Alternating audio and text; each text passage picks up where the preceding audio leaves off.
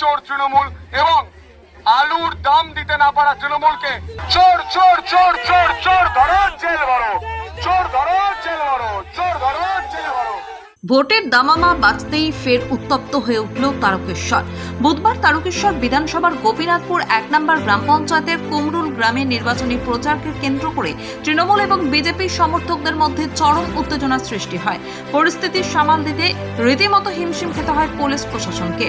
BJP নেতা সন্তু পানের নেতৃত্বে একদল কর্মী সমর্থক এদিন কুমরুল গ্রামে প্রচারে বের হন। প্রচার শুরুর আগে স্থানীয় একটি মন্দিরে পুজো দিতে যান বিজেপি কর্মীরা।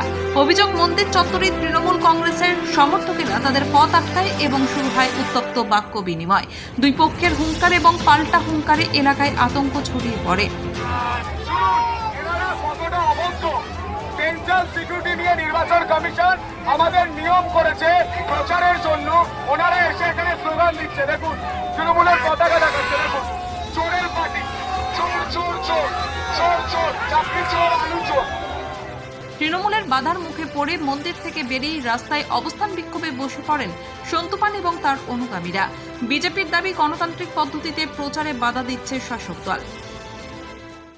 বালি চোর তৃণমূল এবং আলুর দাম দিতে না পারা তৃণমূলকে দাঁড়ান দাঁড়ান, চোর চোর চোর চোর চোর ধরো জেল ভরো, চোর ধরো জেল ভরো, চোর ধরো জেল ভরো, চোর চোর চোর, চাকরি চোর, আলু চোর।